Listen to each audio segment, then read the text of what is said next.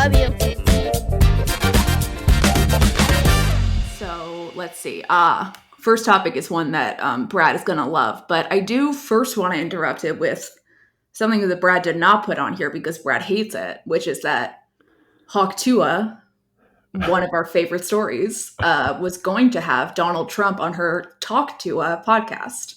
That might get me off the Hawk Tuah train. Like I Yeah. feel like, and I mean, it's also, I don't think I added that to the list simply because I didn't want to overdo it. I feel like I don't want to overdo it. You don't want to overdo it. But it's crazy that this was an unknown girl like living in hill country in Tennessee like 8 weeks ago, and now like the potential president of the United States is like canceling on her podcast. It's just bananas. I mean, how do you feel about her now that you know she was gonna have Trump on the podcast? Like, have your feelings become much more negative? I mean, I just feel like she's a rube. Anybody who would have Donald Trump on their podcast to me is like a kind of a rube or somebody who's enabling like bad things. So I'm yeah. disappointed. So are you like off Hawk Talk to us canceled for you? I'm not angry. I'm just disappointed in Hawk Tuah. Your fatherly concern about Hawk Tuah just it never ends. It's like if your own child did this, you'd be like, oh, they're so just I love them, but they're misguided and they just don't know. She doesn't. I cannot imagine. What is she? 20 years old? She's really young. First of all, no idea. 20? Can she not drink? No, she can drink because she was like at a bar when she did the Hawk Tuah thing. She's 22. 22. Okay. I don't know. I mean, it's just, I'm glad it's not happening. I don't want her to be associated with him. And it's like interesting, I guess, in some sort of crass way that Donald Trump is taking this media strategy of doing all these podcasts with random influencers. It kind of seems like beneath the presidency, but I guess that's where people are, maybe young people in particular who might be. I mean, everyone does it. Like, fucking Kamala was on shows that I can't remember the name of, but a couple of shows. In this cycle? In this election cycle? Yeah, she was on that radio show with what's-his-face. I want to call it The Breakfast Club, but I feel like that's not what it's called. But maybe it is. It's like a very popular talk radio show, like podcast thing that she was on. And then, I mean, Jesus, if they're smart, they'll get her on Hot Ones. Yeah. I mean, that's like that one to me, I just can't even wrap my head around. You just go on there and eat spicy chicken wings. Have you ever watched it? No, it's disgusting. I won't watch people eat. I don't even want to eat with my family. I've been over this on my podcast before, but I don't like eating with people in quiet rooms. It's disgusting to me. I don't know. So I did a 23andMe test, and it said that genetically, I probably am grossed out by the sound of chewing, or like chewing. The sound of chewing makes me angry. And I was like, yeah. And I texted my brother, and I texted my sister, and I texted my grandma, and I texted my dad. Every single one of them has it. It's called misophonia. I have it. Misophonia. Well, apparently it's genetic. Yeah. Well, okay. Well, yeah. So I don't like, that's kind of like the popularity of Hot Ones is so shocking to me that it makes me feel just like I'm an alien. Like, I mean, you don't like see them like eating in a gross way. Normally they'll just kind of like take a bite of the hot one and be like, oh my God, that's so spicy. I'm dying. Like it's about it being spicy more than it is about eating. But it's like, as a concept, it's just so bizarre. Let's get famous people to eat really spicy shit on camera. And it's a sensation. I just feel like, okay, if that's what the people want, then I don't know anything, or my interests are so dramatically divergent from the mainstream. I mean, it's a funny concept to like get celebrities into like a heightened state of freaking out because there's something spicy in their mouth, and then just asking them like, so like, when's your next album coming out? And they're like struggling with like, that's what's funny about Hot Ones. Okay. Well, except sometimes people go on there and they just don't struggle, and you're like, holy shit, that's impressive. They can just take it. They can eat the spice. Like Ariana Grande went on and just like was like, this is the spiciest one? Like this isn't even that bad. They should get Tim Walz on because he's got the Minnesota palate, where he can only eat like bland white carbs. He can't eat any spice. Too spicy for him. He would crumble. Like he would be turning red in the face and sweating and the whole thing. Like first one, he'd have to be like, all right, like can we cut, please? Like this is not going to work. It's crying. So I'm glad. I mean, Talk to the podcast is now a thing. Of course, she has a podcast, and Brad's very upset about it. I mean, no, I'm fine with it. I just don't want her to Oh, he's fine with it. He's not upset. Don't worry. don't co-brand with Trump and his Co-brand? yeah, like don't try to don't associate with Donald Trump. I've never heard that term before. Co-brand. Yeah, co-branding, like mixing your brand with somebody else's brand. That's like Yeah. toxic and twisted. Toxic Uh, and twisted. so speaking of Trump, Taylor Swift endorsed Kamala. I do have to take a victory lap. I know I'll be Yeah, pumped in the about it. notes, Brad wrote like first thing, Taylor Swift endorses, parentheses, Brad was right. Right. I was. And here is my logic. I think it was sound from the beginning. I will repeat it here for the record. Oh, he's going Taylor, to say a childless cat lady thing. It's going to be a whole situation. Here we go. Taylor Swift endorsed Joe Biden and Kamala Harris in 2020 with the tweet and the cookies and the whole thing where she tweeted like what Biden cookies. I don't know what she did, but She made Biden Harris cookies that were actually very impressive. I was like, damn, she can flood cookies with royal icing. It was pretty cool. she did what I thought was a very elegant and very well thought out endorsement. I don't know what degree of collaboration there was between her and the campaign. A lot. You would think. What's her name? For Tree sure. Payne. You would think Tree Payne was talking to Kamala's team. Wow, you know the PR, like the publicist name by heart. You're like Oh, well, you've verging educated into me. real Swifty territory. Yeah. So Tree Payne, who is Taylor's formidable publicist, Hmm. I honestly think that, like in the middle of the debate, as Kamala was like as soon as Trump was like, "They're eating the dogs." My favorite part of the debate, and I know we don't whatever, but like this, it was so funny when he was like, I talked to Abdul from the Taliban and I sent him a picture of his house, and Abdul said, "Why did you send me a picture of my house?" And I said, "Abdul, you're gonna have to figure that one out." I was like crying with laughter. Like, and there is, to be clear, nobody named Abdul in the Taliban. I don't know who he was talking about. It's just so yeah. It's just so fully bananas and the He was constant chaos. so funny on accident. Like he Yeah. doesn't know. Maybe he does sometimes, but like that was so fucking funny. He was so fucking funny. Well, it's also like racially Oh insensitive yeah. at the The very dog least. thing is like horrific. It's like an old racist trope that is just like so dangerous and horrible. Yeah, and just like, oh, he's in the Taliban. His name must be Abdul. It's just like Yeah. so lazy and Paula Abdul from the Taliban. he's yeah. But I just think like as the wheels were coming off for him in that debate, I'm imagining that the Kamala team called Tree Payne and was like, green light on the endorsement. You can release it immediately after this, and let's Yeah. just I mean, I would bet that it was like when the Brat Summer campaign happened, it's probably when she started talking to Taylor's team, because I would bet any campaign would go to Taylor first, right? Like that's like the person who you want like your main endorsement from. You're not going to be like, I want Charlie XCX. But I think that Taylor probably wasn't in it in the very beginning and was probably like, well, my boyfriend's in the NFL and like that's a pretty Republican institution. Maybe I don't want to do much. But then Brittany Mahomes did that whole thing where she liked a Trump Vance comment and seems to be a Trump supporter. And then Taylor was seen, as we mentioned last week, hugging her at the US Open.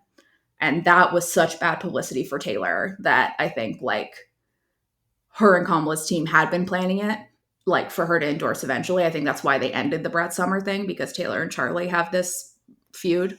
And I think that like once the Brett Summer thing ended, they were like, okay, post debate, I'm going to endorse like, this Brittany Mahomes shit's fucking us up. Like, yes. Like, I think that as soon as the Brittany Mahomes thing happened, they started planning it.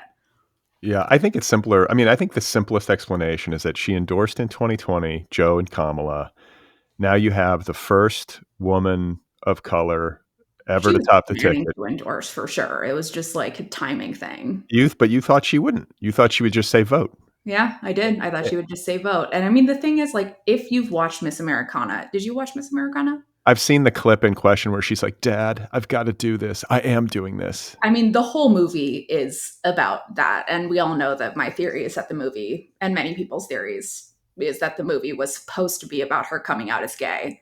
And then they nixed it when Carly Kloss married Josh Kushner and changed it so that the movie was about her coming out as a Democrat. Maybe. Yeah. I mean, I cannot imagine Taylor Swift, who is a kind of feminist icon, sitting on the sidelines while we potentially elect the first woman and the first woman of color to be president. I mean, it's just too historic. And she's already endorsed once, Mhm. and then uh, Donald Trump tweets, what was it, Saturday? Was that when the quote unquote assassination attempt happened? It Like, is so funny that people keep trying to fucking shoot this guy, like, over and over and over. Hitler was almost assassinated. Like, there were like 27 attempts on his life. I want to say Gerald Ford had 2 attempts on his life within 8 months or something, like Nixon 1975. was shot, like, I think during his campaign, like Well, that might be Jerry Ford. I don't think Nixon was ever shot. yeah, no, he was it Nixon or was it Reagan maybe? Reagan was shot in 1981. By John Hinckley? That was, Yeah. like, what I'm thinking of, yeah. That Yeah. was, he shot him for, to impress who was it? Jodie Sounds really Foster. yeah, Jodie Foster, and then she said, "You know what? I was kinda impressed." I mean, dude, you know. I would be. Well, Trump, like the chaos of this entire world that we live in, tweets out in all caps, like after a disastrous debate, he is like, this is what I don't understand. Like, is there a logic to this? He's hyping this fucking evil racist story about Haitian immigrants in Ohio, like supposedly eating people's pets, which of course they Like, are not. Springfield specifically. There are like, I want to say 400,000 Haitian Americans living in the state of Florida. Like, why would you alienate a huge like voting block in a state with 30 electoral votes that is like increasingly close? And then Connecticut, Florida's never going blue. I don't think I think it's Florida. going to go. I think that's my big upset call. I think Florida's going to go blue. Florida went blue in 2008 and 2012. It's not I that mean, for long the ago. last 2 years, you've said that Florida's gonna go blue. Mark my words. I'm making my prediction now. I predicted Taylor was going to endorse. I mean, here's the thing. I feel like your predictions generally are hopeful and mine are not. Mine are like really pessimistic, which I think is why I'm often right. Yeah. I Well, wish I had a hopeful attitude like you, but it's a defense mechanism. I'm just yeah. trying to cling to some sort of like light and positivity. No, it's healthier than what I do. So anyway, Taylor endorsed. he's lashing out. Taylor endorsed. He's Right. lashing out We with all did. this racist nonsense. And then he tweets in all capital letters, "I hate Taylor Swift." Like, like he's 12 years old. It's a What's so weird to me is that like he's posted a lot of tweets like this person like talking about hating people, right? Like Meatball Ron, like he just fucking goes in. But he's never done a tweet that's just like I hate blank or like fuck blank. This person's it's he always like goes in. He's like fucking like sleepy Joe Biden and his staff of like whatever like he has like a whole paragraph usually where he's roasting somebody. It's like he's lost the sauce. He's just like I hate Taylor Swift and that's it. You couldn't even be funny about it. he's mentally broken. He's old This is is a what he is. well, it's a 78-year-old man who's running to be the leader of the free world and to have the nuclear codes, and he's tweeting, "I hate Taylor Swift" in all caps. How the fuck is this happening? Is my I mean, question. it's fucking insane, but I do think that it is kind of the result of how much everybody has like put so much weight on endorsements from celebrities like Taylor Swift, Well, specifically Taylor Swift. she's a very unique case. Right. And I think that's why he posted that tweet specifically because like the value that's been put on her endorsement is so intense that like he has to have like as intense of a reactive feeling of like, oh, she didn't endorse me and therefore it's a huge deal and like fuck Taylor Swift. Yeah, but what does that do for him politically? Like, I get emotionally, it might feel good to like lash out at her like a I think that's all it 12-year-old. is. Yeah, but it's tweeting, "I hate" the most popular pop star on the planet cannot be net positive for him. It seems like a self-destructive act. It does seem self-destructive. I mean, like I guess he's trying to rally his fucking like supporters to hate things. It's kind of what he's always done. It's like just rally people to hate things. Like the Haitians are eating your dogs. I hate Taylor Swift. Like just getting people like angry. But it does seem kind of like a bad idea to do that with like the most popular pop star on earth. Yeah, and the numbers, I mean, you can see it in actual data. The voter registration numbers like spiked very significantly in the 24 hours or even in the days since Taylor Swift made her Mhm. endorsement. She can move the needle like nobody else. She gets people registered to vote for sure, like young people. That's real. Like she definitely does. She got like a crazy amount of people to the voter registration website. It was like 400,000 people in the first like I think it was 36 hours. 40,000 and later on more, but No, I saw. I still mean, a the shit first load. 24 hours was, I want to say, over 300,000, Really? and Wow. then beyond that, it was like last number I looked at was like 400,000. It might be even more than that since. But when you think about how, like overall in 2020, I think it was like 60,000 votes in a handful of states decided the election, and she's getting 400,000 plus young people to register. Let's hope they're like all in Pennsylvania. Yeah, right. So anyway, I just wanted to take my victory lap. And I also, because I am a Gen Xer, feel obligated to mention that Perry Farrell of Jane's Addiction attacked his lead guitarist on stage. Now, I'm not a Gen Xer, but I still like I watched every angle of this video. I like was so tuned into this story. Perry Farrell is such a piece of shit, dude. Like fuck that guy. What's his deal? Why was he upset? I mean, so apparently what happened, like it was so insane. Afterwards, the day after, nobody said anything besides Perry Farrell's wife, who came out with like a statement that was like weird bullshit that like kind of didn't make sense. But like basically what happened according to people there and according to the band or people around the band is that there's a part of a song that has kind of like an extended guitar solo type situation. And in the past, Perry Farrell has like monologued through it kind of and just said a bunch of crazy shit through this part. And that was kind of part of the song. But they were trying to stop him basically from saying a bunch of crazy shit. So they sped up that part and kind of got past it a little bit too quickly, then more quickly than they normally would, so that Perry Farrell wouldn't, say a bunch of weird shit. And then Perry Farrell freaked out and attacked Dave Navarro. God, I mean, I remember hearing. Not the first time, by the way. He's like attacked people on stage before.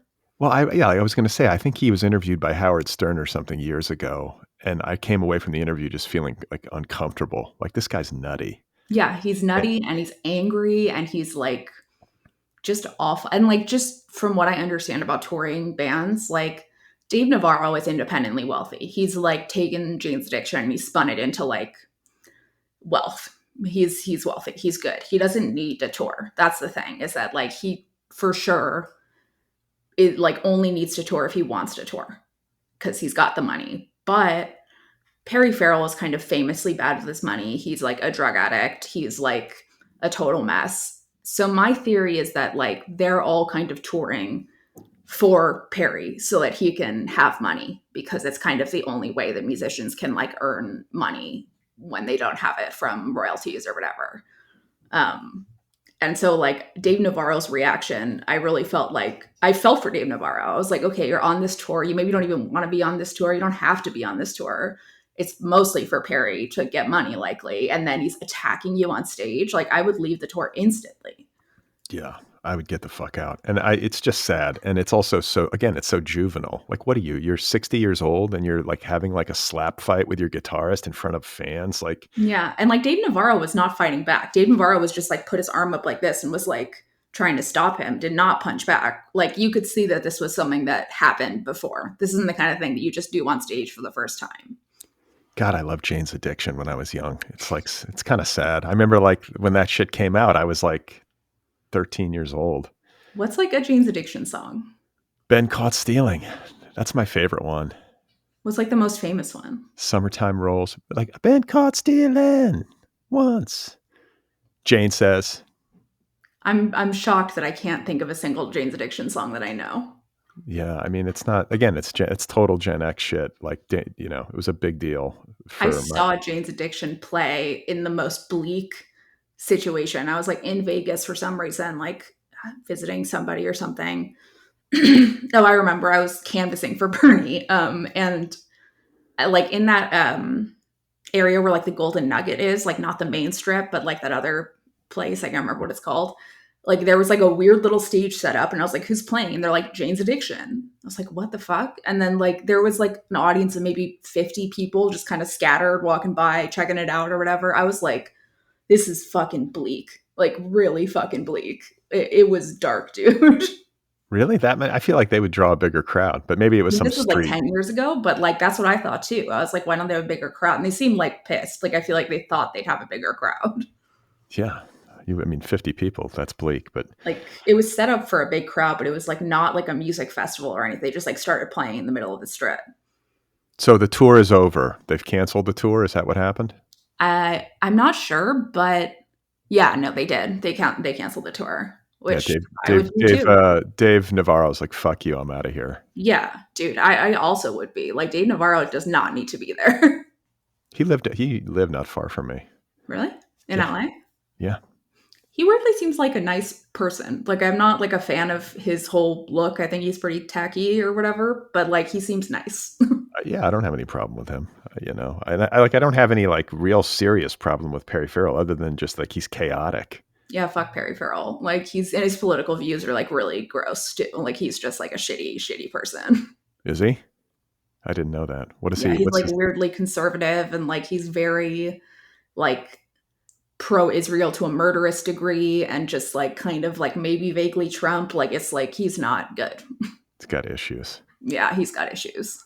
Well, speaking of other Gen X Daves, this is This kind of, one. this one's This is a sad. good one. This one breaks my heart, and I think it's just Well, I've got some stories that maybe will make you feel less bad about this one. nothing sacred, Mira. Nothing.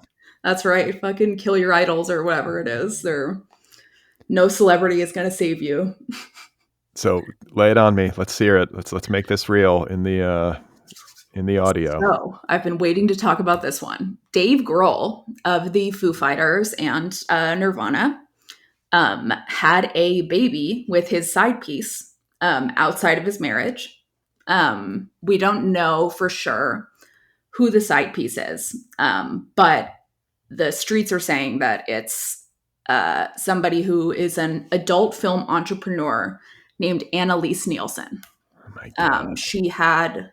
She ran several porn sites that are now defunct, but it seems like she was kind of like a porn producer, like had porn websites that she put her porn that was produced on. Like she was An impresario. yeah, exactly. I'm trying to find the post that Dave Grohl posted just so I can read it because it's like so he posted on Instagram like I'm sorry like screenshot post basically that was like I fucked somebody else and had a baby outside my marriage. Here we go. It like you can read it when then I'll comment. So okay, so this is what he posted on Instagram. And this is the first we heard of any of this. He said, I've recently become the father of a new baby daughter born outside of my marriage. I plan to be a loving and supportive parent to her. I love my wife and my children, and I am doing everything I can to regain their trust and earn their forgiveness. We're grateful for your consideration towards all the children involved as we move forward together. All right. So I actually read an article about how this was like very skilled PR crisis management. Like the wording of the statement, the simplicity of the statement, the timing of the release, it happened on the day of the debate. Yeah, timing of the release was obviously intentional, and also like seeing the publicity issues that Drake went through when he tried to hide that baby. I think they were like, okay, like let's get ahead of it, and like we have the narrative in our hands now if we post it first. And then now, because I didn't at the time of that statement, we had no idea who the mistress or whatever was. Well, and to be clear, we still don't know for sure. This is like the blogs and the streets are saying that this is this person, but we don't know. Well, like I guess like not to diminish sex workers or porn or anything like that, but like just from a PR, like a public relations, public perception perspective, if Dave Grohl was having an affair with some like woman who was like a fan or somebody he met who's like, she works as like a Pilates instructor or something, that's one thing. But like with a adult film entrepreneur, I think makes this, if it's true, makes this like worse for him. Right.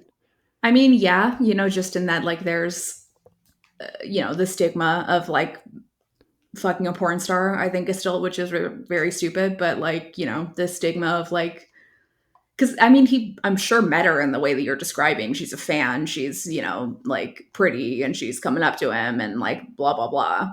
But she just happens to be a porn entrepreneur. I do think that like the way that it's being framed as like a porn entrepreneur is also good PR that they are trying to put out there, because they know that her identity is going to come out eventually. And to preempt that by saying she's an entrepreneur, she's not just a porn star, she's a porn entrepreneur, which, like, again, She's a porn entrepreneur. she's a porn entrepreneur. Exactly. And like, I'm sure, I mean, I don't, maybe she's not, but she probably also has acted in porn. And to be clear, I'm good friends with porn stars, lots of sex workers. I've like done sex work in my life in the past, not in real life, but like in photos and videos, whatever. I'm very pro sex workers. I think that like we should not be denigrating them. That's how I feel, but society does. I People just want to will. say, for the record that I have not done sex work, IRL or online. And I'd like to say for the record that Brad is lying, and he will be on Chatterbait tonight from 6 to 10. I'm on WikiFeet, actually. He is on WikiFeed. Yeah. It's because he always gets those nice pedicures. He takes care of his feet. That's taking care of your feet is very important in this podcast. You have no idea how much money I've made on WikiFeet. It's crazy. You can't make money on WikiFeed. Oh, God damn it. Well, it's just Wikipedia for feet. I just want to assure our listeners that I am not a sex worker. Well, I'm setting up his OnlyFans tonight, so he will be soon. Soon. Yeah, something you can look forward to. So, okay, so he's like, we don't necessarily know for sure that it's this lady, but I read it on crazydaysandnights.net, which is a fucked up celebrity gossip blog. It looks like it's from 2005, and it's almost always accurate, so I trust it. Yeah, I think like the Dave Grohl Gen X icon thing is that like his brand has always been that he's like the good, funny, awesome rock star dad. Okay, he's not. He's an asshole. I have heard this from many different sources. Like, my brother was on tour with my dad before. Dave Grohl came to a show. Wait, who's your dad? Let's like people in on the secret, because it doesn't make sense if you're just talking like this. It's not a secret, but I always feel like an asshole being like, my dad was in a punk band, but my dad was in the band Black Flag. He was the founding member of the band Black Flag, which is a punk band from the 80s. Chuck Dukowski. Brad knows, who they are because he's elderly, but our younger fans may not. And so they were on a reunion tour a few years back, and Dave Grohl came to one of their shows. And like one of the like roadies or something like that came up to Dave Grohl, one of the roadies for Flag, and was like, hey, I'm a fan. Like, could I have a picture? Dave Grohl says, fuck you, get the fuck out of my face. Not like they were like in the green room hanging out. He was not like fucking up, and he was not like attacking Dave Grohl. It was like a very normal situation. Everyone was talking. Like, it was like everybody in there was like with the band. Like, it was wild. So just not pleasant. I mean, but like the thing is that I don't know if that is illustrative of his entire being, that one moment. Maybe he was just in a shit mood. I mean, he wasn't. He was like fucking like chatting up the whole room, being super charming, just like hanging out, like whatever. And then just fuck you, get out of my fucking face. But there's a part of me that's like, why are you asking? You're a grown up. Why are you asking a guy for a photo? He gave other people photos. Oh, he did? People he recognized, just that this guy was like, a low level worker or whatever. So he like wouldn't fuck with him. Yeah, I don't know. I mean, he's always seemed kind of charming and kind. And, I've heard more stories than that. I don't fucking trust it. I feel like people who have like a brand of like, I'm a charming, kind, nice guy. I don't know, man. Like, it's complicated. I feel like Dave Grohl is having maybe he's having a midlife crisis. This shit happens. Clearly. Wait, I mean, you're young. I'm sure you've probably been through friends breaking up. Maybe you've even had a friend get divorced or something, but like, wait until you get older. Like, you start getting close to 50. Like, midlife crises are having affairs. Midlife crises are real things. Not everybody has them, but like people have them. And like people, will do shit that is like wildly out of character. And you'll be like, what? This is happening to us right now with some friends of ours, where like somebody has just done a 180 and has just shocked like an entire friend group. And like a 180 how? Like they cheated on a spouse? Yeah, and just like made like choices that like just don't seem consistent with who we knew them to be. It's just like, what the fuck is going on? I mean, I've seen some of that. I've definitely seen some of that from people who are just my age or a little older who like got married young or whatever and then like get divorced and it's like, whoa, okay, some shit's happening. But the thing about being a girl and having girlfriends is that like if I judged every girlfriend that I have for the men that they dated, I wouldn't have any friends. And like I think there's a very strict code amongst girlfriends that's very nice where it's like, okay, I'm with you. You and your husband get divorced. I like your husband, but no, I'm on your side always, like no matter what. Well, yeah, I And mean, that's really hard sometimes. it is. It is. It's like whoever I think maybe had first dibs or whatever. Like usually it's whoever you were friends with first sort of gets custody of you after a breakup. But I got to say too, and this is not to defend anybody's behavior, but like just as like a general observation, to be a famous dude or woman, but especially dudes, I feel like maybe have a harder time controlling themselves. Wrap it up, dude. Just like wrap the dick up. Like, Okay. what the Yeah. fuck? Okay. Yeah. But to be a rock star of Dave Grohl's stature, you would assume he's got like women, like Yeah, all beautiful over women it. coming at him constantly. And so the temptation is always there in like a very real way. He's on tour. Like that's not, some guys Most touring can, artists generally have like an agreement with their spouse. It's that bad. yeah. So, but like you say, why is this guy like having unprotected sex with his side piece? Like you said, wear a fucking condom, dude. You're Wear a fucking condom. Like you're having sex with somebody outside of your marriage. Anybody outside of your marriage. Oh, I'm on birth control. No. What if they have an STD and you bring it back to your wife? How the fuck are you going to explain that? yeah, Fucking wrap it up. Wrap that's it up. Wrap yeah. it up. Wrap it up. It is like the fucking like I cannot believe somebody would be so stupid as to not wrap it up. How could you let your dick like take over your brain that way? Is his brain full of cum? Like I don't understand. Yeah, I don't know. I mean, just Like was he intending to like I maybe he was drunk, also maybe. just like well, I guess it's happened to me before, but like getting pregnant off of just like having sex with somebody unprotected once is like pretty rare. I feel like it had to have happened several times unprotected. I mean, you can't You know. never know though. I mean, it's again, it's happened It only to takes once, Mira. yeah, no, I know that very well, and so is my local Planned Parenthood. We're learning a lot about Mira today. I mean, I just like, and I feel bad as a father. Like, I just, these things I always tell my wife, these stories, like stories of friends breaking up, even stories of people in the public eye who you sort of have this like benevolent idea of. I hate seeing people break up. I hate it. It triggers like a fear in me. Like, that's like my It greatest is fear. kind of triggering. Yeah. I could see that being your greatest fear. You're like, okay, I'm in a happy marriage, and my greatest fear is no longer being in a happy marriage and just Yeah. Ugh. I mean, and like the impact that it has on kids, and it's not nothing. I know there are like conscious uncouplings happening out there, and and people there's can. not conscious uncoupling, such as like my mom and dad breaking up and just fucking hating each other's guts for my whole life. And I'm glad that they did. It would have been a lot worse if they stayed together. Yeah, I mean, no, like sometimes, I mean, It people really break up. depends. People break up, they break up for a reason, but it's like that kind of betrayal. It's sad. It's It's really sad. sad. It's like even if it's necessary, even if it's conscious uncoupling or whatever, it's still sad. Like you have a whole history, you have kids. Like, I mean, staying together for the kids, I don't think is like a great move. I don't think that's good for the kids if you like hate each other. But I mean, breaking up, like, I mean, well, so another thing is that their marriage is not breaking up, apparently. Like they're staying together and trying to figure it out. Well, I mean, like there's no rules. Like, and Alternative family, they've got step sibling now. I mean that for I forget Dave Grohl's wife's name, but Jordan Jordan, something. to have like your husband father a child out of wedlock with his side piece, and then to have him like, I would imagine he's going to have some degree of custody over this child.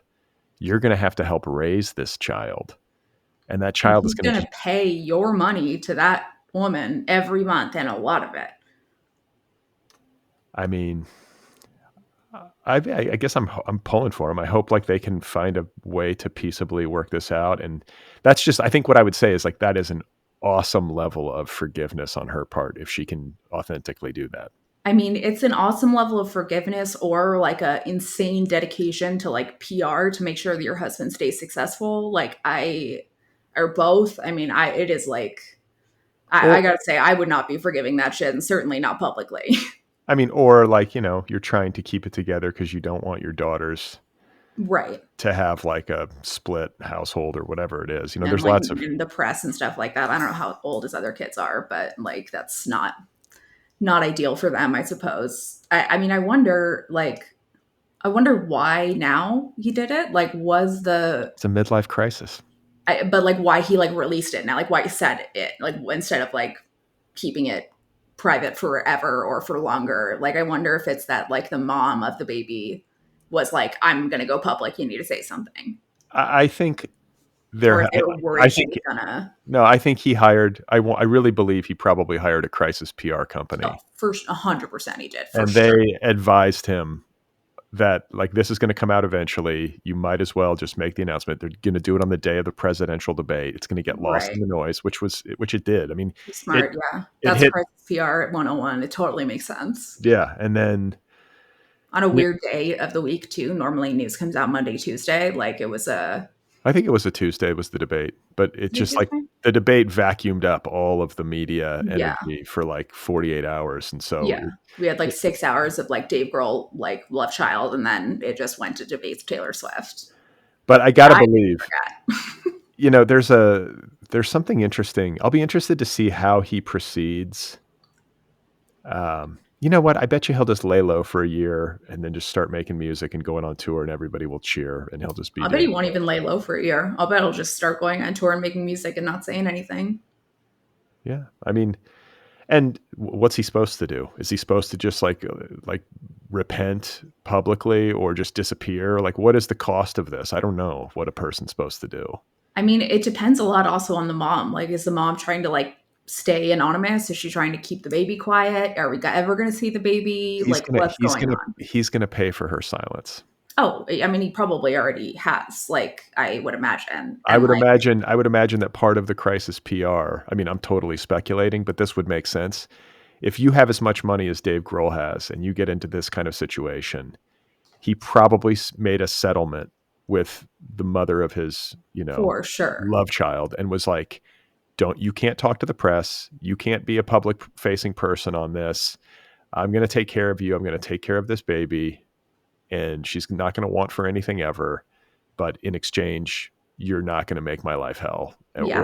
or like cause my family pain. Yeah, You right. know, You're gonna get every month like a really good fucking child support checks, big money every month to take care of them. I that's mean, right.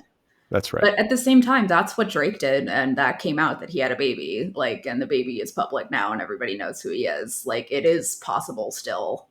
I'm sure they had like her whole fucking family sign NDAs and all this stuff, and maybe she probably doesn't even want to be public if she signed that.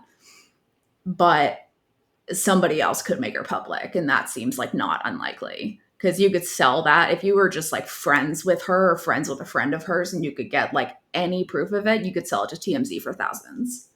Yeah. I mean, imagine being Jordan, Dave Grohl's wife, and he brings this baby home and is like, got a nanny and shit in your house. I mean, I mean, what's the psychological environment? God, that's rough. I mean, like Tough. the lives of like the fucking wives of shitty men rock star, like they really fucking struggle. It's a lot. It's a lot. And I think like it's a very rare set of circumstances, obviously, to be that kind of famous musician. And, again, without condoning, to be him and to go out and to constantly have women throwing themselves at you, that's a challenge of personal discipline to just be like maintaining fidelity and to not give in to temptation. At the same time, like, does anybody say that about like Ariana Grande, Taylor Swift, like other like massively famous musicians who are not men? It just doesn't happen. I think it's different. I It's mean, different. I think women are different. And I think that like the dynamic of, I mean, not that women don't have desire, but the But they're dynamic of different in like, that they're in danger if men are near them and alone in a room with them. They're not just going to go like men could just fuck any random girl and they're not in physical danger. But if you're a girl and you're fucking any random man, you are in physical danger. You have to be kind of like picky about that. Yeah, I'm just saying, like, if Ariana Grande wanted to have sex with some rando, she easily could. She can have sex with anybody on the street ever, anytime. Yeah, But like, that's the thing is like, it's true for like every woman. If you go up to a man and say, "Do you want to go have sex right now?" There's a 70% chance of him saying yes, anywhere in any situation. And so, like, you as women, you could have sex with whoever the fuck you want, but like, you don't want to. You're not going to go in the grocery store and find some dipshit guy and be like, "Let's go have sex right now." But like, if you were a dude and you in could do Trader that, Joe's, in Trader Joe's. exactly, you find some guy just looking sad, fucking grocery shopping. Let's go fucking the car. But like, if men could do that, they would do it constantly. That's the dynamic, and That's the beauty of being a gay man on Grinder. It's such freedom, I mean, that yeah, gay men have beautiful just lives. I mean, absolutely like hard lives, there's no difficult. barriers. There's no Yeah, barriers sexually, sexually. like magnificent people. They can just have sex a Yeah, lot. heterosexuals are like boring and suck pretty much. Yeah, it's so tedious. It's tedious, exactly. All right. Well, I mean, I wish that Dave Grohl had slapped Perry Farrell instead of, or had gotten into fisticuffs with one of his bandmates instead of like blowing up I mean, his marriage and his reputation. But imagine you're watching Jane's Addiction. Suddenly, Dave Grohl comes running on the stage, slaps Perry Farrell. yeah, he'd be an American hero right I'd now. be like, "All right, Dave Grohl, like my opinion of you is changing." Maybe that's what he'll do to recover from this. He'll slap Perry Farrell. I mean, that's good crisis PR. So he's being advised by Tree Paine. I think he's retained Tree Paine for $1 million a month. And I mean, he could never. Dave Grohl vaguely insulted Taylor Swift on stage that one time. So oh, he did. that's the other thing is like the Taylor Swift voodoo is voodooing because like anytime somebody says one mean thing about Taylor Swift within a month, something terrible happens to them. Okay, so now the truth is coming out. I did not know this. What did he do to her? We talked about it, I think, on a podcast briefly. It was like he was on stage performing and he said something like they had like made a mistake and he was like, see, like we're not the Eras tour, we're the Errors tour Oh, because we right, actually sing live. right, right. I remember. And now he's got a love child. Oh, so this is why Mira is feeling a little. I can see there's a little bit of joy in you. Oh About, yeah, because Dave Grohl's an asshole, and the Taylor Swift witchcraft never ends. So I mean, it's pretty funny, God damn, it's powerful. very powerful. Yeah, the Swifties are terrifying. Speaking of terrifying, Speaking of terrifying, Jesus. So this story, Brad texted me this morning. He's like, "Oh, let's do a Brad learns about this," and I said, "This is way too dark to do a Brad learns, but let's discuss it." So, what the fuck do we call P Diddy now? Diddy, Puff Daddy, Puffy Combs? all of the above. Like, I don't know. So we'll call him Diddy, I guess, because that's like what the articles are saying. So earlier this year, Diddy was like, there was like a warrant or something. They searched his house. They tried to arrest him. He like fled. It was like a crazy fucking thing. And so I believe he went to jail after that. I want to say, has he been in jail this whole time? I So I think I read somewhere. I was trying to like skimming the news this morning, and it was like the feds don't want him to have bail because they're worried that he's a flight risk. I don't know if he, yes, but the bail that they said I think was like $50 million, like some they said like enormous. a really high bail because he did try to run away. Like he did was a flight risk. Like he like left the state when he was supposed to be arrested, and then they got him. Dude, he should have been. I mean, if he was smart, he'd be in like Venezuela or Ecuador, or one of these countries without an extradition treaty right now.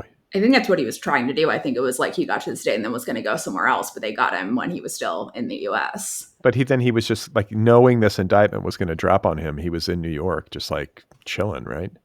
I mean, he was like this indictment or the last one. Well, I think that they raided his house. I don't think. So in March, they raided his house, which is when they tried to arrest him and did arrest him. But he was like moving all around the US trying to like escape the arrest at that time. But eventually they got him because he couldn't get outside the US. Um, and so, okay, so more details are coming to light following the March raids at his home in Miami and his home in Los Angeles. So this is not new. They didn't raid his house today, but this is just more details coming out from the raids that they did in March, which ended with him in jail. And so, for people who don't know, he is accused of like basically being a Jeffrey Epstein type guy, like in the music industry. So, when I first read about this, the thing that freaked me out the most, just to go into some details before we talk about what was in his house, he did something called, I want to say, flavor camp, which was a thing where he would take young musicians who he was grooming to become musicians and probably other things, like Usher and like Justin Bieber, to like a sleepover camp where mysterious things happen that nobody will talk about. But Justin Bieber said, I saw things that no 12-year-old should see. It was amazing. Like strippers, like drug, horrific shit. So he's a bad man. He appears to be a pedophile. Wait, he's a pedophile too? Yeah, I mean, it seems like most of the victims are young men. That's like because his whole career, basically, for those who don't know, has been like grooming young artists to be, say, like big pop stars. So like he did it with Justin Bieber and he did it with Usher. He worked with Usher since Usher was very, very young, like 16 or 17, and like worked him up into becoming a big star. And so like he'll find kids on YouTube or wherever the fuck and build them up to become a star. And so that I think is basically the basis of where he is like able to do this kind of sex trafficking situation, because some of them he does build up into being a star and others he doesn't. And like, where do they end up? We don't really know. Is Diddy interested in men? Is he gay? Is that what the Not publicly, no. Like he's always like publicly been interested in women, and like I don't know about that really, but like and like we don't exactly know who all the victims are yet either, but just from like context, it appears that it is mainly young men that are having sex with him? that are it's a that adults are having sex with, that perverted wealthy adults who come to Diddy's house. He'll be like, hey, here's some drugs, here's some alcohol, would you also like to have sex with an underage kid? And then maybe we're going to get video of it and make sure that we can like blackmail you Epstein style and get money from you or get whatever from you. Like that's the vibe. Like I think he basically was the Epstein for pedophiles in the music industry. Oh my God. Like the same way that like I'm trying to think of who else is run. I mean, it's Epstein. It's like a Epstein on a smaller scale, probably no like island or anything like that, but like multiple houses across the US. Wait, he didn't even have his own private island for this? I know, it's pathetic, right? Imagine trying to run a child sex ring without an island. What an amateur. That is just sad shit. Well, it makes me, the natural question that is arising for me is like, who else is involved in this? Did he have other celebrities like, you know, on videotape doing unsavory things? Well, that's the question, isn't it? Is who was there doing all of this, and where did they come from and why? And are they also fellow musicians, famous people? Like, I have to imagine yes, but like, we don't know yet about any of the like clients or the victims. We just know that they got him in jail and they raided his home and they found some really fucked up shit. So yeah, so this is coming to light now after the March raids in Miami and LA. And this is according to the grand jury indictment, which went public on Tuesday. And so according to the indictment, the feds discovered 1,000 bottles of lubricant and 3 AR-15s in the mansions. Who among us does not have 1,000 bottles of lubricant and 3 AR-15s in our closet? I mean, this is just normal American stuff. Yeah, I mean, like, I don't know why he's getting in trouble. Like, I've got 5 AR-15s in the closet and like at least 2,000 bottles of lube just to be safe. How do you even buy 1,000 bottles of lube? And like, you just buy a pallet, like a couple pallets of lube, right? Is it just like do they have like a big tub? You know, like a big like nuclear waste style tub, and they just fill the bottles up? Like, this is so gross. Okay, what is freak off? These are the sex parties that he would have. That's what they were called? Yeah, he'd get people all drugged up and film them, you know, doing God knows what. But right, but like they were called freak. Okay, so he forced victims into freak off sex sessions with male prostitutes. Wait, so like, who's the victim? Yeah, as entertainment for his party guests? Like, would he have, like, kind of like Amsterdam style sex shows happening in his house while, like, his famous friends It's like worse than that. I'm 100% it's like not that like it's not like, oh, here's a sex show, here's a stripper. That's like fine, that's legal. That's definitely not what's happening.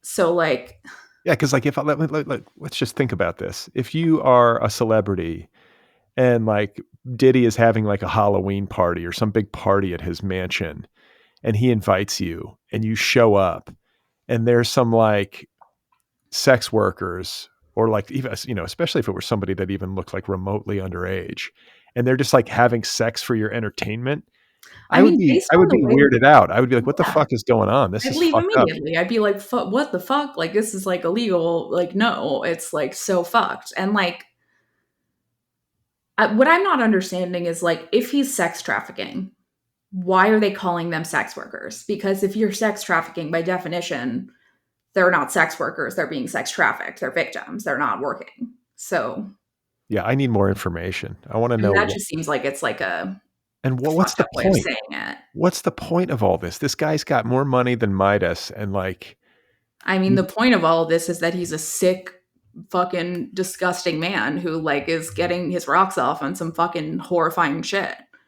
God. So, okay, so it says he's been hit with federal sex trafficking and racketeering charges. And he allegedly got his female victims into the days long sexual performances as part of his alleged pattern of abuse dating back more than a decade. Freak offs were elaborate and produced sex performances that Combs arranged, directed, masturbated during, and often electronically recorded. He would allegedly lure the women into his orbit, often under the pretense of a romantic relationship, before doling out drugs to keep the victims obedient and compliant, the indictment charges. The regularly occurring freak offs could last for days, and Combs and the victims would often receive IV fluids in the aftermath to recover from the physical exertion and drug use. Oh my god. His employees allegedly helped facilitate the freak offs by arranging travel, booking hotel rooms where they would take place, and stocking the rooms with supplies, including drugs, baby oil, lubricants, and extra linens.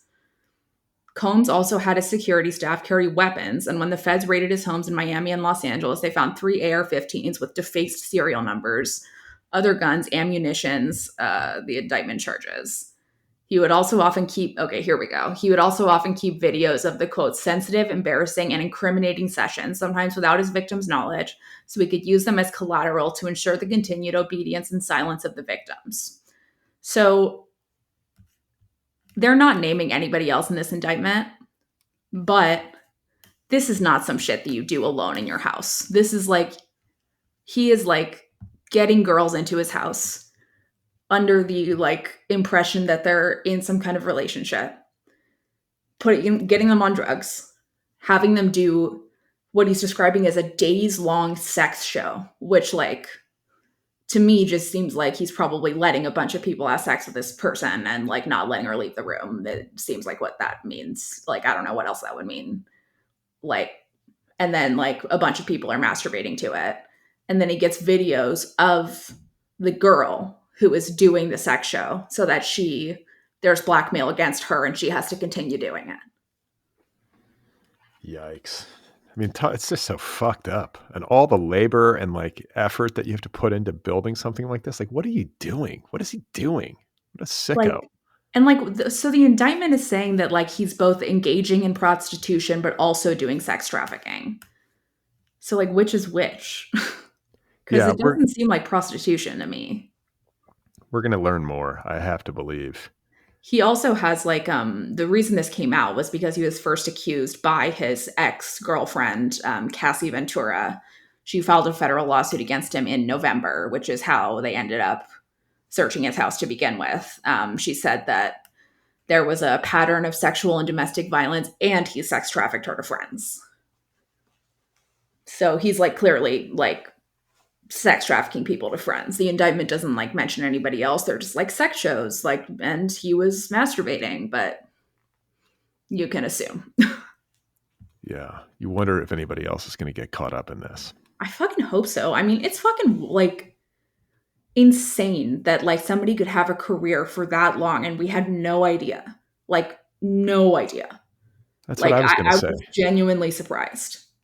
I mean, yeah, it's like how can you not be surprised when you read these details? But like the idea that he might be running some sort of criminal racket, It's not that shocking, but also like it's just not something I ever would have like thought of. like Like this if I level of think of like who's doing that, I'm like, okay, R. Kelly maybe, like people who are kind of known to be weirdos like before this.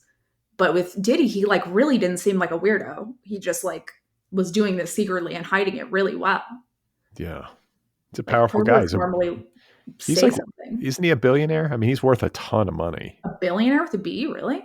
I don't know, but he's got like, at least he Ton of did have money. a ton of money and like this really big business portfolio. He's a savvy businessman and probably covered his tracks better than some might have. But it's just, I mean, it's insane. it's Like insane. it's insane.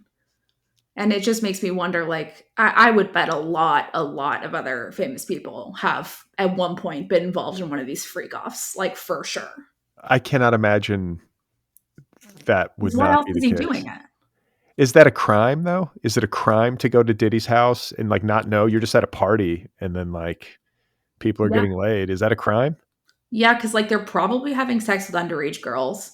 The girls were sex trafficked, and like they're at But least do they engaging in know? Do they prostitution. know this? Like that's the thing. Like you have to know, right? Like maybe I don't know. I mean, did the people on Epstein's Island know that they were fucking people who didn't like want that? Like, it's And kind of hard not to know. imagine if you are some celebrity who is like friendly with Diddy and has been socializing with him and showing up to these parties, and this indictment drops today. You are shitting your pants. Good, as you should be. I mean, there are probably a lot of nervous, famous men in Diddy's orbit right Yeah. now who are like, "Oh fuck." And I hope like they stay nervous or go to jail. Like, fuck them. I wonder if Dave Grohl has been to Diddy's house. Perry Farrell, Dave Grohl, Yeah, both been there, that's right. They're but his not Dave Navarro. no, Dave Navarro would never. But So, I mean, Jesus, 1,000 bottles of lube. That just seems like something that's like hard to even buy without people noticing. It's like you yeah, wonder, like, how do you like traffic $1 million? How do you buy 1,000 bottles of lube and not have people be like, hmm? it's also embarrassing and like it's like I don't care how much sex trafficking you're doing. Nobody needs 1,000 bottles of lube. That's too much lube.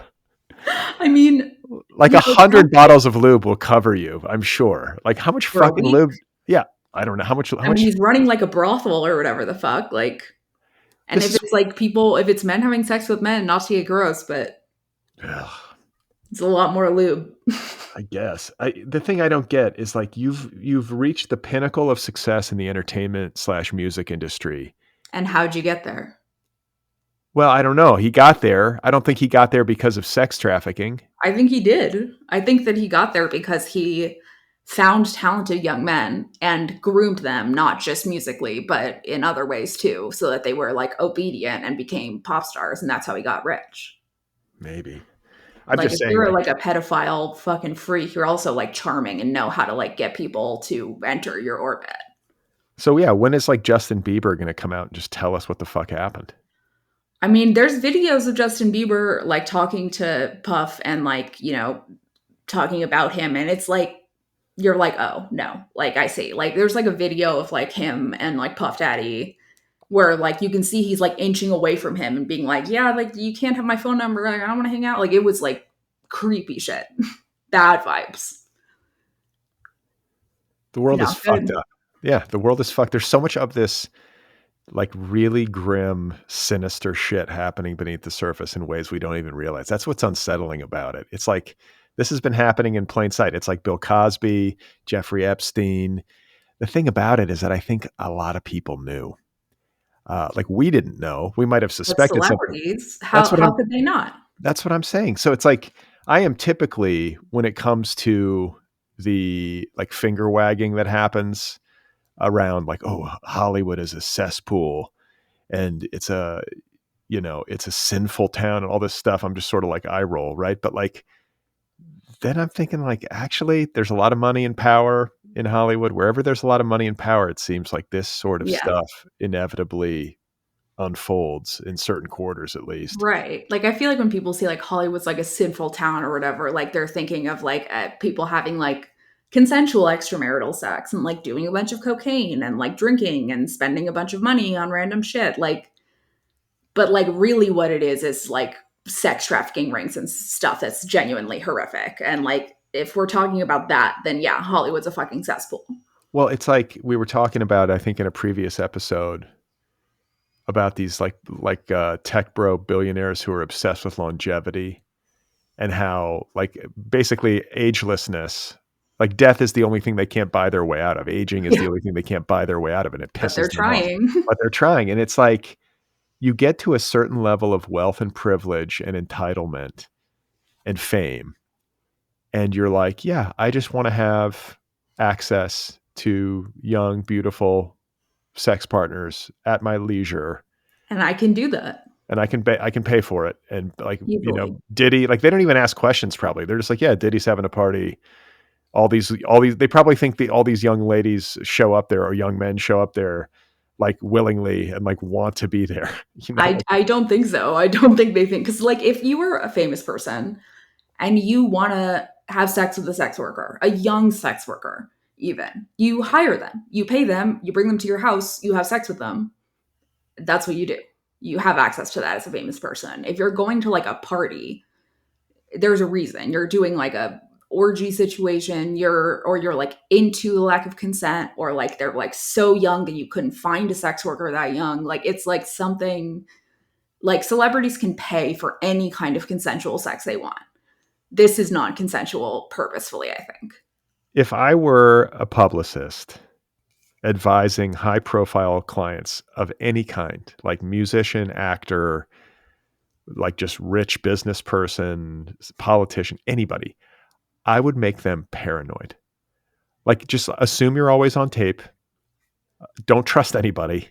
Don't do anything like that could even like be remotely construed as illegal. You know what I'm saying? Like just Yeah, watch keep your your shit tight. If something comes out, tell fake stories to your whole team and see which one gets released, and then you fire that person. and Like, you like gotta be tight. and like yeah, digital communications have to be on absolute lockdown. Like This is proton why Taylor mail. Swift is so fucking famous, because like her PR team, her security, her ability to like hide what she's doing and to know where the cameras are like at every fucking moment is like above like the Secret Service. Like it's insane. And like you need that to be a You, really famous person. I think increasingly there are sinister forces in this world that recognize the value in having leverage over cultural influencers.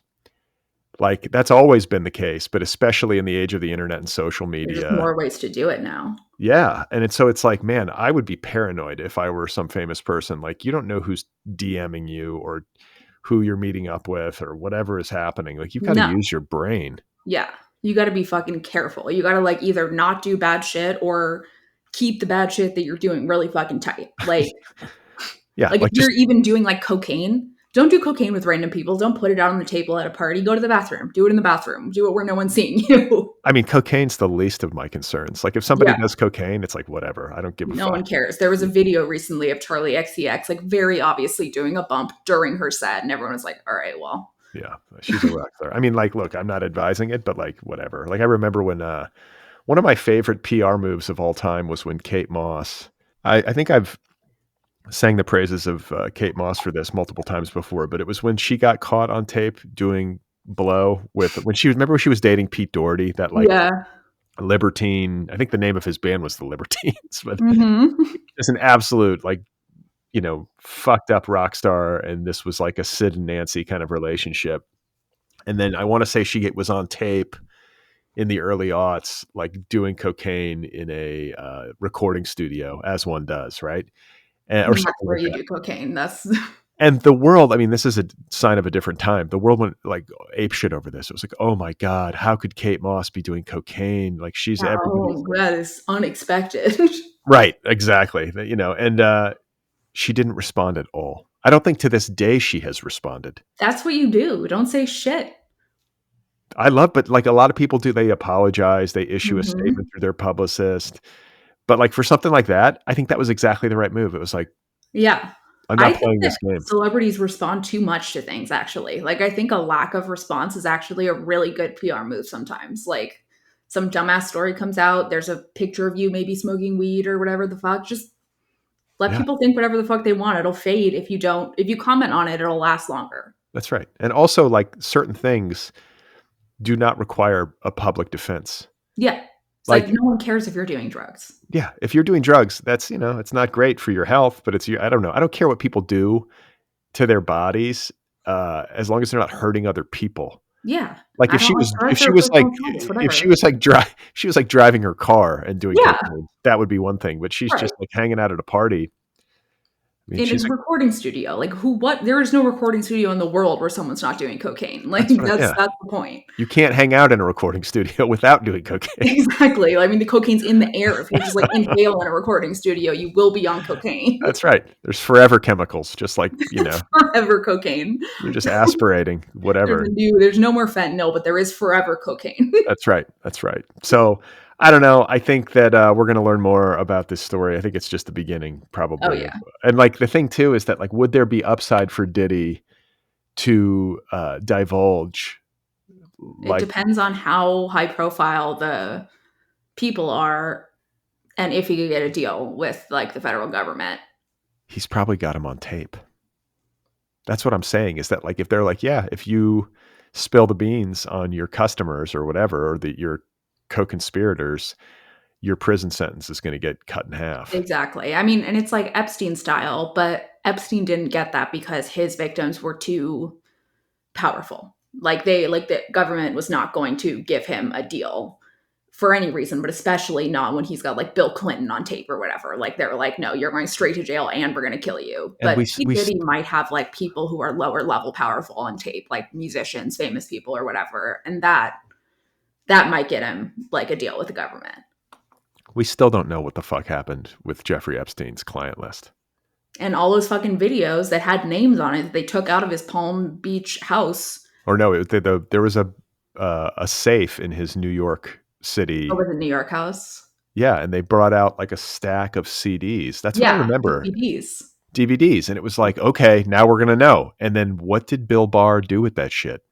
That's what I Fucking want to. burned it probably, and I think he probably like did. every other politician was like, yeah, burn it, because they have fucking Democrats and Republicans up in there. Like it's like a fucking across the aisle issue. Just burn the tapes. Like Bill it's Gates, insane. Bill Gates. Alan Dershowitz. Yeah, fucking Andrew, whatever the fuck from the royal family. Like Yeah. fucking insane, I dude. hate that though. We deserve the truth about what the fuck Yeah. that guy was doing and who was involved, and yet we're not going to get it probably. I mean, just at least release like pictures of the DVDs and what names are on them. But they can't do that because like then they would have to admit that they didn't want those names out enough to give Epstein a deal. And Bill Barr, the attorney general under Trump, his dad gave Jeffrey Epstein his first real job as a teacher at the Dalton School in New York. He gave him the Dalton School job? That was Bill Barr's dad? Yeah. Bill Barr's dad. I mean, this is how weird and insular these fucking circles are. Bill Barr, the attorney general under Trump, his father was the headmaster at the Dalton School. And I want to say his father, I'm going to probably fuck up the details of this, but Bill Barr's dad wrote a novel, and it was about like some extraterrestrial like planet where they like these aliens had sex with teenagers. Like it was like the kind of thing where you're like, what? Like, and it was a bad novel. It never made a dent, but he published this novel. He hires Jeffrey Epstein, and then Jeffrey Epstein goes on to lead this sordid criminal existence. Yeah, Dalton being like a very expensive all girls private school, like Or, for people who don't know. yeah, I mean, like it's one of the, I don't even know if it's all girls, but it's a I'm pretty elite sure it's elite. all girls. I'm not totally, but It's elite New York City private school, and Bill Barr goes to visit the prison where Jeffrey Epstein is being held just a few days before his death. wow. And, is the attorney general when this raid leads to the extraction of all these DVDs and all this evidence, and like what happened to it? We don't fucking know. And it just smells fishy to me. I don't know. I Mhm. don't think anybody really knows what happened, but it's like, why are we not getting the truth on this? I mean, I think that the reason why they haven't literally killed Ghislaine Maxwell is because she probably has a dead man trigger. What It's does all that going to mean? come out if they kill her. Like if they kill her, somebody will release every tape, and so like they can't kill Oh, her. which I was shocked Epstein didn't have. Maybe Ghislaine was the dead man switch and she tried to make a deal or something. Do you think? I mean, I don't believe. Does Jeffrey Epstein didn't kill himself? Did he? No. Maybe I somebody. think, like, I mean, maybe he did, but it was because somebody was in the jail. Like, either you kill yourself or I'm going to kill you right now.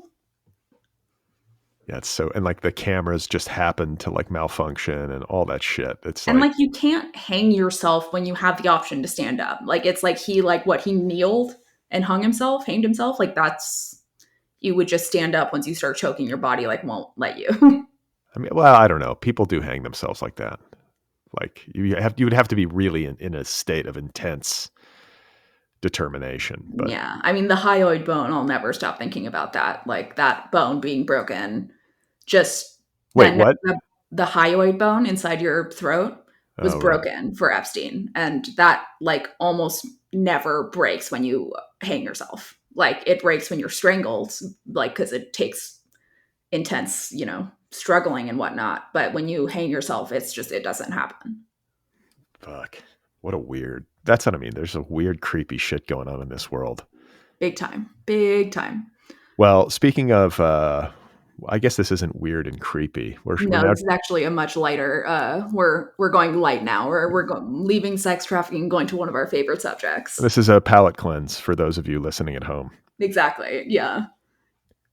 So we're going back to another one of our favorite subjects, which is Ben Affleck and Jennifer Lopez's insanely tumultuous and bizarre relationship. So, Brad, do you remember last week what the update was with Ben and J Lo? What was their divorce finalized? I think their divorce was finalized. J Lo was seen out, looking really hot. Oh, right. She was at the, no, it was the Toronto Film Festival, and she and Matt Damon were having a heart to heart. That's what it was. So her and Matt Damon were having a heart to heart. She's like been going and seeing all these friends that she supposedly has now, looking super hot. So then, just this week, maybe even yesterday, we're recording on Tuesday. He Ben and JLo they reunite for brunch with their kids, and they can't keep their hands off of each other. They're fucking making out the whole time. And like right as they were going into brunch, there is a very hilarious photo of Ben Affleck like making a face at her, like yelling at, like, what the fuck, like clearly fighting, like, and then 10 minutes later they're making out at brunch. And like this news story has actually turned me. I think that they are meant for each other. I think that they were meant to be. They're both completely fucking insane, doing crazy ass shit. I think this is a love story. It's a manic, insane love story where neither of them can have a regular relationship. They just have to be insane. I think they're in a good spot now because they're not married. Right. They shouldn't be married. They shouldn't be married. This should be Goldie Hawn and Kurt Russell. Like you Yes. guys, you can couple or not. I mean, though Goldie Hawn and Kurt Russell are a much more like stable mentally couple, but like just no marriage, no prenup, maybe not even like regular cohabitation. You're just gonna Yeah. date. Just Right. date. Date. That seems like what they need. Like, it seems like when they're in, there's clearly some kind of like sexual thing happening when they're in the same room where they like cannot actually stay away from each other, even if they hate each other. There's something happening there. And like, they both seem to like the fucking like mania, the fucking insanity of like this relationship. Like, What I is it? think, Sex and love addiction? I don't even know how that works, but maybe that's what's happening. Some yeah, sort of I don't really know how that works either, but that kind of sounds like what it is. Like apparently they went to this brunch to show that like they're still friends. Even though like they walk in the brunch and they're yelling at each other, which is so funny. okay, but yeah, this Like is I this doesn't seem accidental, right? It's like well, like, so apparently the insider who's talking to Page Six said that they wanted photos, like they wanted to be seen having brunch together with their kids to have like a good front of like, okay, our family is still together. what is the where did they go for brunch? I'm curious. They went to the Beverly Hills something. Beverly Hills Hotel. No, it was oh, it was the Beverly Hills Hotel, yeah. Yeah. So okay, because like The Polo Lounge. yeah, if you want to reunite in a civil human way, you would do it in private. Yeah, they wanted their photos taken. It was a So PR thing so that ended in them making out when I don't think that was the plan. they've both been getting bad press for this breakup. It's probably been stressful and like horrible for their families. Like it's not fun to have all this shit, aired in public. And yet, you know, if you wanted in a sincere way to try to reconcile or at least like get yourselves onto peaceful ground. Because I guess what I'm getting at is I wonder if the heart to heart with Matt Damon in Toronto is somehow connected I think to. so. I feel like it must be, right? Like, I feel like she talked to Matt Damon. Matt Damon probably talked to Ben Affleck. Like, all right, I talked to Jennifer. Like, I think it would be nice if you guys like had like a united front for the kids or whatever the fuck. Like, maybe you guys could be friends. And then they tried this out and they ended up making out. And probably Matt Damon's like, fuck, well, that's not what I wanted. I don't even know what to think at this point. I mean, this like relationship, like you say, maybe it is just in its own weird way, a kind of awesome love story. I mean, They're I think it's like they're both incredibly chaotic people with a profound darkness inside of them. And like, I don't know, like the fact that like they were together so long ago, they got back together, they broke up, they're still making out in public when like they shouldn't be making out in public. Like there is like they're matching each other's freak in a way that is very scary and very real, I think. well, and it's like I think that the popular narrative is that Jennifer Lopez is like kind of like a fame monster. Like she Mhm. loves the fame. She loves the attention. She needs it. It's like her oxygen, like that sort of She's a narrative. terribly mean and rude person also, like on set is I know firsthand. She's like very difficult. Well, I think there's some truth to it. I think she seems to me like a professional celebrity who really puts a lot into maintaining her celebrity Yes. and doesn't mind maybe the paparazzi and the stuff that goes with it to the degree that it is said that Ben minds it, right? Like, but But it here's the was Ben thing. Affleck's idea to go to this brunch apparently. That's what I'm saying is that That's like, why I think Matt Damon talked to him. well, but it's like the thing is I'm going to push back against this narrative that like Jennifer Lopez is the one who loves fame and Ben Affleck hates fame. Oh, Like that's Ben Affleck loves fame. yeah, He pretended if Ben Affleck didn't want to deal with this shit, he wouldn't. don't go to the fucking Beverly Hills Hotel for brunch with like Don't a call the paparazzi. He could go to the Beverly Hills Hotel for brunch, not call the paparazzi, and like that would also be fine. He called the paparazzi. When like this is the thing about paparazzi that maybe people don't know or they do, I don't know. Celebrities call the paparazzi and give them photo shoots. And if you don't do that as a celebrity, the paparazzi hate you and will be very invasive in your life. So like most celebrities, the vast majority of them call paparazzi and give them photo shoots so that they can have a good relationship with the paparazzi and not get stalked. That's what Ben Affleck does all the time. I don't know how all that works, but I guess there's some connectivity between like the publicists and the paparazzi The and publicists call the paparazzi and say, all right, they're going to brunch. They want a photo shoot of them like looking, like they're friendly exes together. yet And yet he's like shouting, he's like yelling at her. They're like yelling at bickering. her and then making out instant, like just within 10 minutes. Ah, That's what makes me feel like they're meant to be because she was yelling back. There's like a foot and they're clearly fighting in this photo, walking down the fucking carpet into the Beverly Hills Hotel. And then they're making out 10 minutes later. but Like they're we both don't have pictures of them making out. It's eyewitness accounts, right? yeah, it's eyewitness accounts, no pictures of them making out. But like it's it just seems like they are matching each other's mania in a big way. And it seems like neither of them have ever been happy with somebody who was not as manic and insane as they are. Well, I'm pulling for them. I hope that they Same. find every happiness. I mean, I got nothing against them. I hope that I hope they have like a lifelong on and off chaotic love story. Like that seems nice. That seems great for them. I mean, whatever works, right? But it's just like, man, to be I guess it's good for the career to have this sort I mean, for however messy it is, this is real currency in our culture is to have this kind of Any public. publicity is good publicity. That's right. But I mean, it's also the thing about it too is that this isn't just publicity. This is like a saga. It's a narrative that like millions and millions and millions of people are invested in Yeah, and have been following for years and years, and, for like, for for decades. decades, literal decades. Like, it is, like, seeing them get back together, like, even I was like, "What the fuck?" Like, that's fucking wild, like, because they were such a couple so intensely, and then it's like you almost forgot about it, and they're back together, you're like, "Whoa, okay, now I'm remembering there's that whole thing." Like, I mean, not that Ben Affleck, neither of them had like bad press, and they're still not getting bad press from this. But like you said, I think that there's like a conflict between Jennifer Lopez being openly wanting to be a celebrity and Ben Affleck clearly wanting to be a celebrity, but also like wanting to pretend that he kind of doesn't. Yeah, it's like I don't get. Like, I think that maybe there's more honesty in her approach Yeah, I than there agree. is I in think she's his. more honest. Yeah, with herself, maybe. Like it's Yeah. like, dude, if you don't want fame, just chill out and like Yeah. Don't lay call the low. fucking paparazzi with your Dunkin' Donuts coffee or whatever. Just Yeah. like lots of celebrities don't like get photographed by the paparazzi constantly. Well, he does. I mean, feel like the paparazzi are like hanging out in front of his house and stuff. I've seen pictures of him, like videos of him, like pulling out of his driveway, and they're just filming him. And I mean, even Taylor Swift has a effective disguise that she goes out in all the time. you can just wear a fucking COVID mask Wear a COVID mask, wear a wig, nobody knows.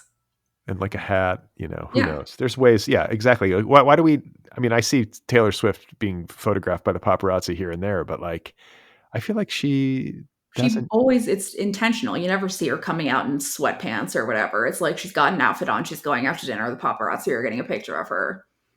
That's it. Because the paparazzi also like understand that if they get on her bad side, they're not going to get any good photos of her. She's got power. She gets to be like, I will give you guys photos and you don't get to get any bad photos of me, any like unplanned photos. Like, absolutely not. It's on my terms. Yeah, it's on my terms. And like, probably the same for Ben Affleck, honestly. He just chooses to have more photos.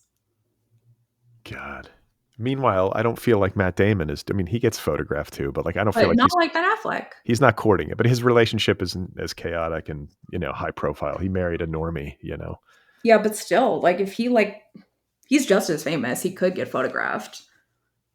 I guess. But I feel like the narrative isn't as spicy. Like it's like Yeah, this whole like roller coaster relationship thing that is making it's giving it like oxygen and yeah. At juice. this point, it is like the J Lo Ben story. It's like even I'm hooked. I'm like, okay, any update, I will be there, seated, ready for it.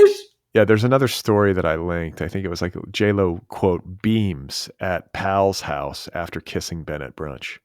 And it's like now Jennifer Lopez suddenly has all these friends. Like, I never heard of her having friends before, ever, with anybody. I don't know who her friends are. And yet she's like going to all these people's houses, like hanging out with her girlfriends. Like, she doesn't have friends. I don't know what the fuck that is. Yeah, who has friends past the age of 30? Come I on. mean, I have, Grow up. the Grow up. person whose house I'm in, and like my mom, that's pretty much it. You, I guess. That's right. I'm like your digital friend. Yeah, I don't know. What's your prediction? I guess we should make predictions. Like where does this go from here? Hmm. I think they're going to continue to be really chaotic for at least several months. I think we're going to get like they hate each other, they're in a lawsuit against each other about something. The lawsuit was dropped. Now they're friendly making out. Now it's like, Ben Affleck says that like Jennifer Lopez is a bitch and like J-Lo says that Ben Affleck yells and then they're making out again. Like, I think it's going to be a roller coaster for like the rest of the year at least. They're going to take this. We're on this ride, whether we like it or not, for at least another 6 months. I think that's right. Yeah. I guess I'm wondering if like there is, however, like, like tangled and illogical like this strategy is, if they are trying to take like some of the heat off of themselves or reverse the narrative so they're not getting the kind of negative publicity. I don't even know if the publicity is really negative. It's kind of just like covering what they're doing and like people like it or don't. Like, I don't see everyone being like, this is bad. I think Jennifer actually has gotten worse publicity in this than he Yeah, has, because absolutely. she's the problematic like woman who can't keep a man and she's been married 6 times. Like that stuff is unpleasant for her, I would bet. It's just like, I mean, it's so misogynistic. Like, a man could be married 25 times and they'd just be like, look at his new beau. Like, and that would be it. So it's like maybe like I guess what I'm thinking is like maybe this conversation with Matt, where Matt was like, come out to LA. let's try to like soften this. Like, you guys don't have to be at each other's throats. It didn't Right. work out the second time. There are kids involved. Like, We can be let's friends. be grown-ups. Like, maybe that was the the strategy, but then they're like making out at fucking Yeah. brunch. I think that he was seeing that. He's like, okay, good. They're friendly. They're walking in. Oh no, they're yelling at each other. Oh no, they're making out. I didn't want either of those things to happen.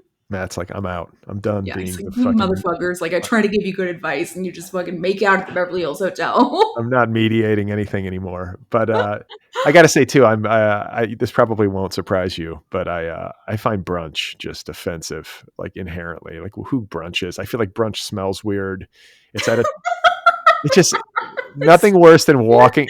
No, you're walking past a restaurant that's serving brunch, and it's like hungover people eating like eggy, disgusting smelling things, and they smell bad because they're hungover. And it's like, ugh, this is not a Have you meal. ever been to brunch before?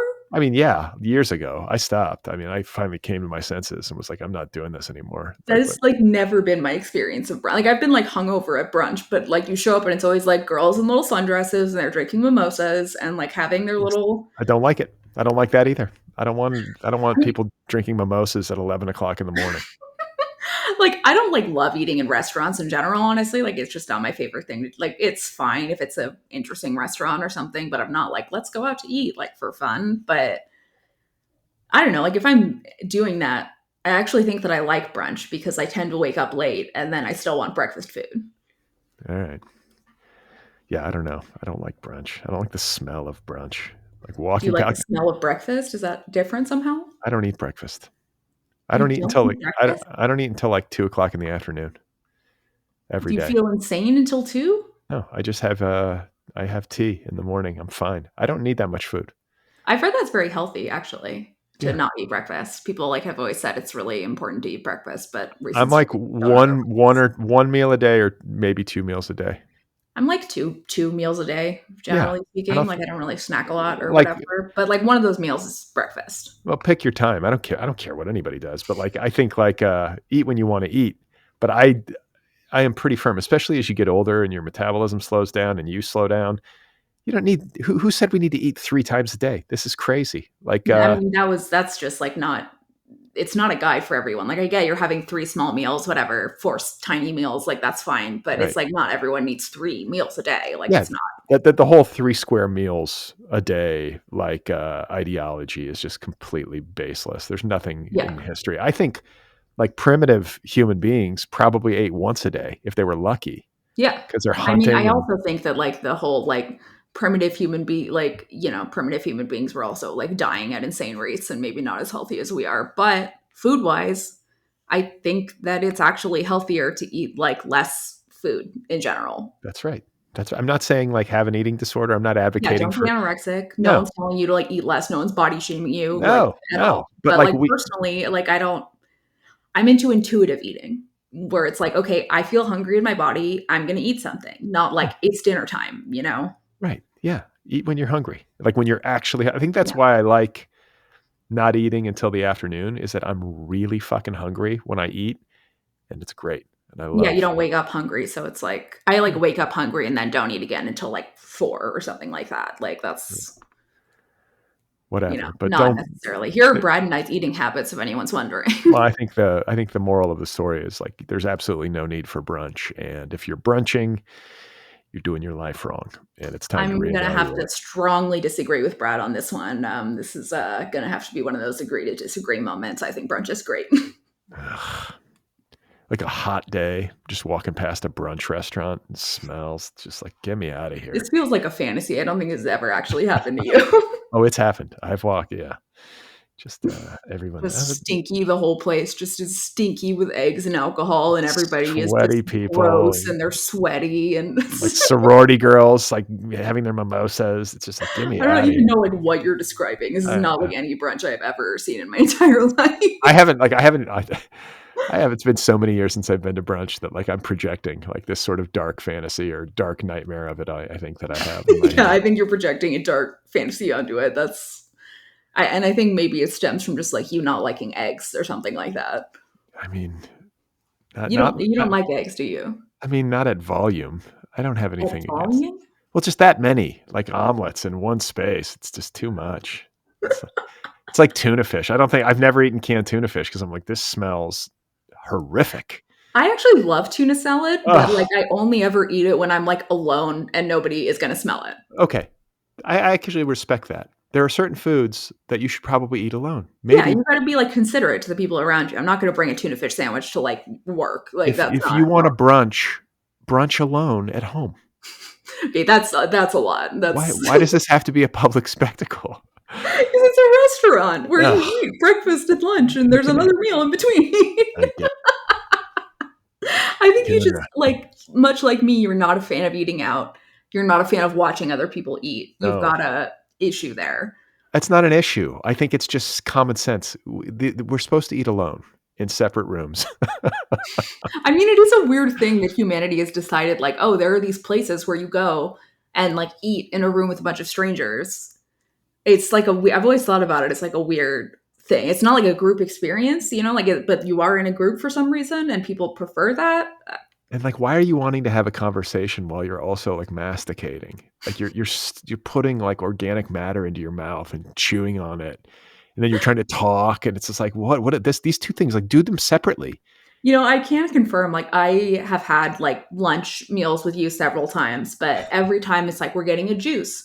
We're like going to Kings Road Cafe and getting like fruit and a cookie. We're getting Uh, coffee. Like, I it's want never to. like a eating eggs, eating pasta. Like, it's never like that, ever.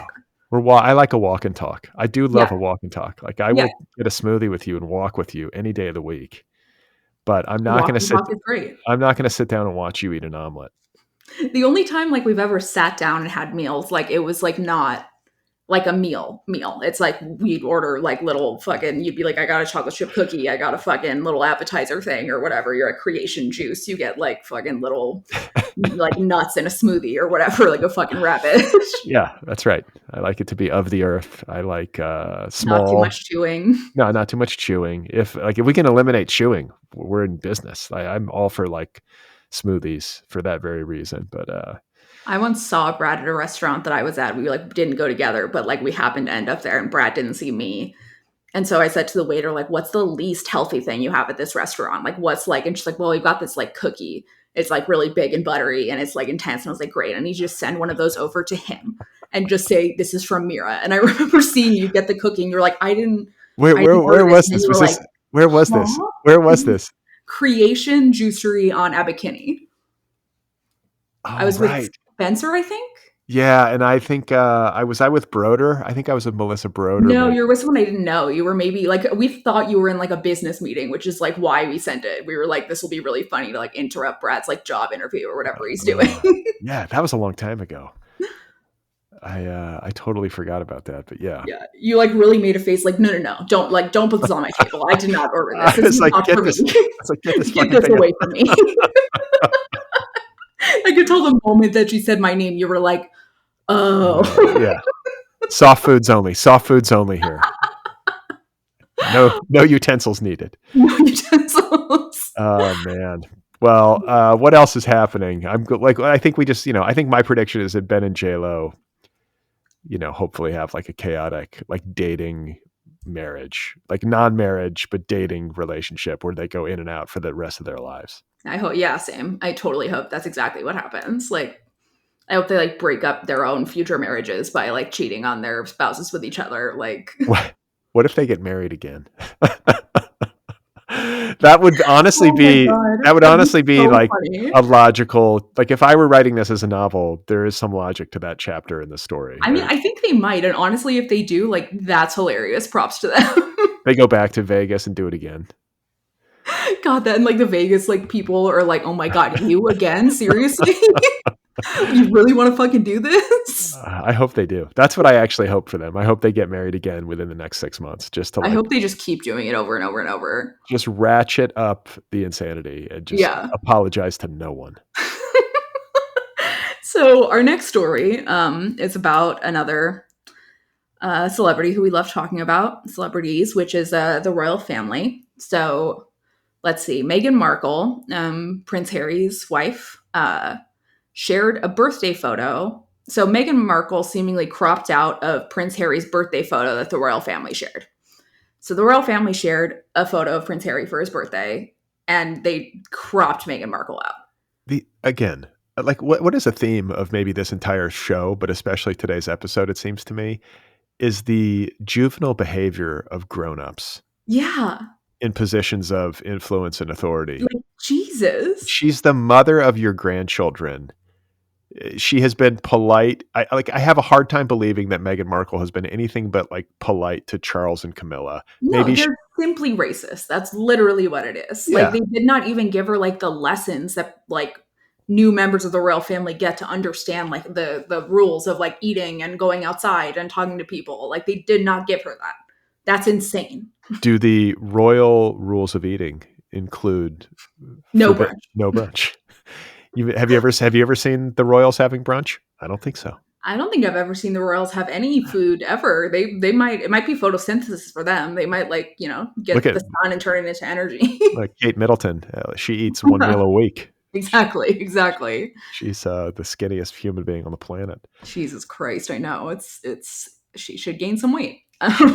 Probably should. But I So just I don't know. This is like not much of a story, but I flagged it because it's just like it's so typical. And it's like you're it's so supposed to you're supposed to be the like what's the word the I'm looking adult in for? the room. Well, but you're like, yeah, you're like the symbolic British You're the family. king. You're the royal. Like you're the ones who are in charge of everything, supposedly. And so Like, part of the package should be like not only are you living this like, perfect high class lifestyle with like all these great manners and like, polo horses and the whole fucking thing, but you should also have like equanimity and like decency and a sense of decorum yeah. that doesn't Which include they like always did until one black person entered the royal family. well, but I mean, yeah, but also like they seem to be in this era of like petty, incompetent Photoshop behavior where you're either It's like wild. you're adding like AI images of your family with like the kids having six fingers and everything, or you're cropping out your daughter-in-law because you Yeah. It's like a middle schooler like crossing out someone in their yearbook. It's grow the fuck up. Just yeah. put the picture out. Just forget about it. Why are you so obsessed with this? I mean, and like the royal family has been just like so fucking bitchy about this. Like this is the first time that they have acknowledged the existence of Harry in let's see how many years. Yeah, and this is the first time in 3 years that the royal family has publicly acknowledged Harry's existence. I mean, that's just sad. Like this, Prince Charles is getting up in age. He's like, you got two sons. The mom's already dead. Like, I mean, I just you fucking hate to see die. it. Like, Well, you just hate to see. I hate to see like family ruptures like this, and this relationship, this competitive, like kind of viciously competitive relationship between Will and Harry. it's psychotic. It's so sad though. Like It's so sad. these boys lost their mother. You would think it would bring them together, but I will say this from experience that when tragedy strikes, uh, like one of two things usually happens: people either come together or they split apart. Yeah, exactly. Exactly. And like, William clearly has some kind of fucked up complex. Like, he went for Harry's throat. That's not something you do once. Well, but here, okay, you want to know what I think it is? Hmm. I think it is a repressed rage within William because he resents like I think he resents some things about Harry's athletic ability and just his personality and his looks. Charm, yeah. Yeah. Like some of the stuff that Harry has, some of that like Diana energy of like being personable and Yeah. charming and all that Harry kind of is stuff. Diana. Like, he is his mother's son. But most of all, I think what is fueling William's rage is the fact that Harry has a level of freedom that William, as the first heir to the throne, can never have. I mean, William is William could if he had any, like, I mean, I think he's also probably jealous of Harry that he was brave enough to do it. that's what I mean. But he also, like, as the heir to the throne, that kingship or whatever is dangled in front of him. He is expected, he has been trained from birth and was held to a much higher standard of behavior because he was being groomed for the throne, like in ways that Harry was not. Yeah. That would piss me off too. And yet he can't ever express that. Like, what's he going to say? Like, I resent him because he's freer than I am. Like, he Yeah. can't say that. No, And, you're in line to be the fucking king, dude. Like, fuck you. but that's like its own prison to be in line to be the king. It All is. the It's an absolute, which is why Harry left. It's a fucking prison. Like, Harry was, as a child, told that he was born specifically so that if William needed an organ, they could take it from Harry and put it in William. Like, imagine your parent telling you that. That's Yeah. psychotic. I would be doing all the drugs in the world and like escape it. Well, he did some of that, but Yeah. I feel like that. I think just like Harry dating some actress, and marrying some actress and a biracial woman, but for the love of God, and like William's like, I had to pick from women who went to this exact school and there was, four of them and I had to pick one and that's it. that's what I mean. Like he doesn't have the same, and maybe the same courage. It's like a combination of like circumstances and kind of rules that are put upon William that he resents, and then he also I think resents some of the just this natural Yeah, and the rules are charisma. probably really deep seated too. It's like they were, William was taught to act a certain way from childhood and Harry was not. And like William probably resents Harry for like not having a lot of the same hangups that William does because he was raised this way. So yeah, so I think like there are two paths. It's like William can either double down on his royalty, which I think is what he's going to do, because he's going to have that kingship and he's just going to be that like stiff. Yeah, he has to. Yeah, he doesn't have to.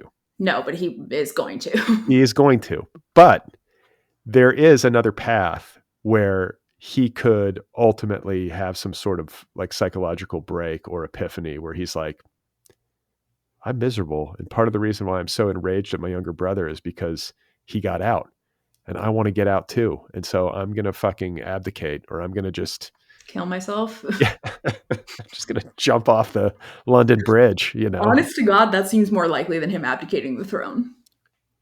I mean, he's got some intense rage and like unresolved psychological issues. He had a tough childhood. I mean, like I feel for both of those guys in a certain way, losing their mom like that and then I just mean, being it's rough. raised in that shit.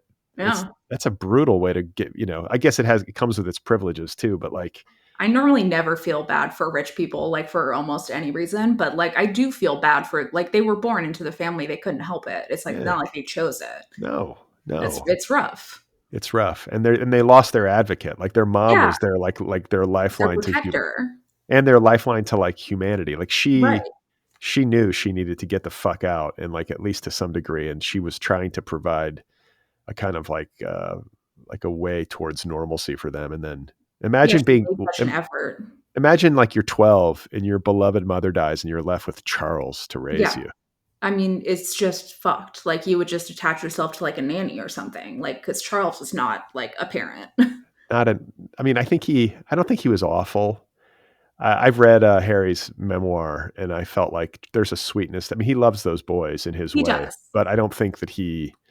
It's also just like, and no offense, you're a great dad, but like having the comfort of a mom, like especially in the royal family, who's trying to like make it so that you have a non-royal regular upbringing, like that's just a different thing. There's like a comfort and coziness to your mom when you're that age that you really like need that your dad just like doesn't provide. He provides different things. It's not the same. That's right. There's something like there's something about a mother's love, right? It's like there's Especially Diana. She was like, really hands-on with them. yeah, yeah, super sad. So I don't know. I just feel like cropping Megan out of the photo is just like It's petty. so childish and stupid. Really? That's what you're doing? You're fucking cropping Megan out of the photo?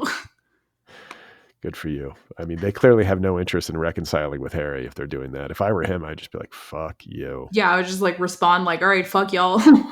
I'd put, you know what I would do is I would put out a Christmas card. Of Uh, that photo with Megan in it. yeah. Oh, but crop out them, like Yeah, right.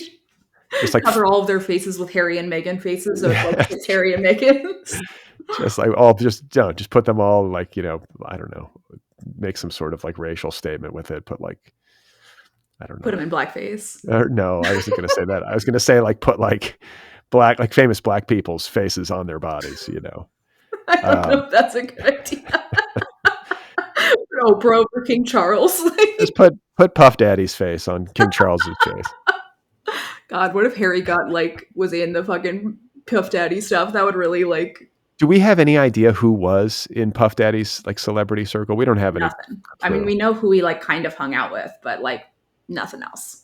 Well, No. I mean, I have grim fascination about that. Same. I will be following this. I mean, I love grim shit like this. Not that it happens, but I love following the stories, and I will be following it very closely.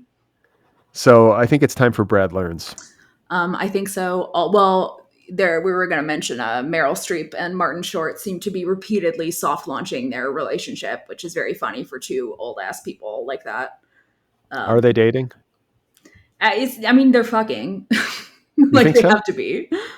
Okay, see, I think it's weird to imagine Martin Short fucking anyone. I mean, I don't want to. I am imagining it now, and it is hurting my brain. I would like really like to unimagine it. It's like I and by the way, I love Martin Short and I love Meryl love Martin Streep Short. as performers. They seem like, I bet you if you got them, like, if you somehow got a human exchange with them, I bet you they are both funny as shit and like enjoyable Oh people. yeah. I mean, it's wild how Steve Martin and Martin Short have like remained so fucking funny, even despite like they're so old. They've had such a long career, and they're still just as funny as they were in the very beginning. Like Yeah, so they're fucking amazing. funny.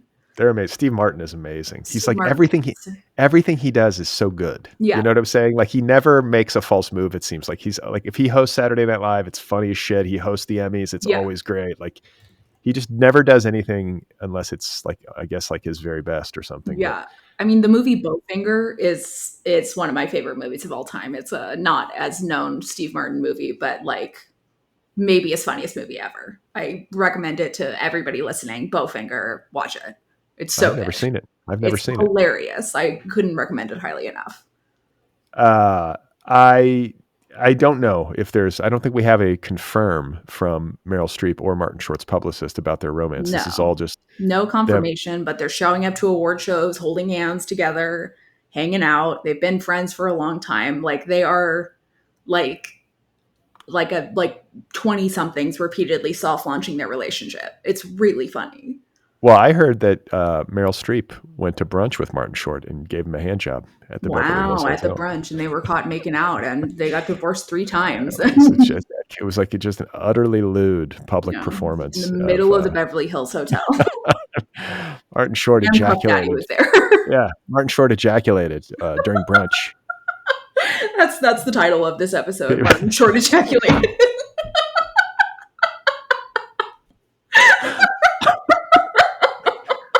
People had a hard time keeping their brunch down.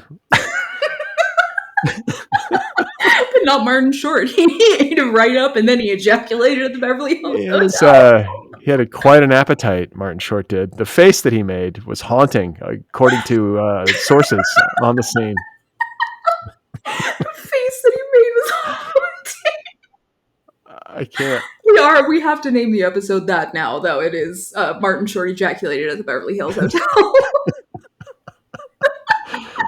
Oh man, it's a strange world we live in. I wish I got to say too, Meryl Streep divorcing her husband after like 40 years of marriage. That sort of shit breaks my heart. It hurts me in the solar plexus when I hear stories like that. It is so fucking sad. It does break my heart. Like 40 fucking years. Like you get that, you go that long with somebody and like then you're just like, no, let's die alone, like or die it. with Martin Short in her case. Or die with Martin Short, I mean, I wonder if that had anything to do with the divorce. Maybe Martin Short seduced her.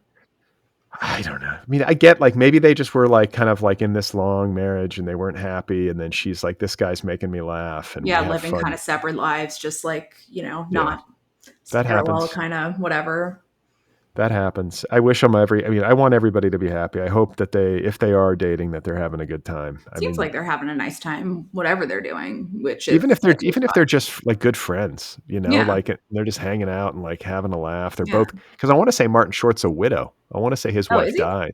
I think so. Yeah. Well, then I really hope that he's having a nice time. That actually makes it a lot sweeter. I think the relationship's like really sweet, actually. Like I think like they have like they haven't said anything about it. They're like, whatever, we've been famous for a long time. We don't need to explain ourselves. Yeah. And they seem to like each other. That's it's like old people being in love is very sweet to me.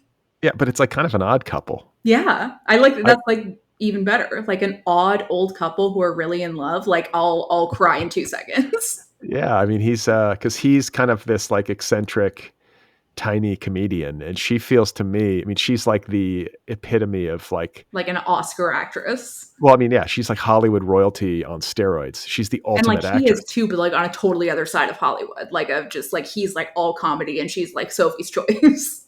Well, yeah, but I don't know if he's maybe at her level. Like he's a very successful. Different kinds of acting, right?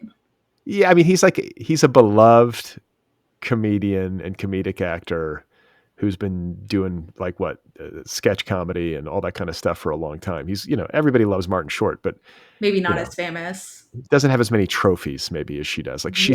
she's so like like lauded for her career.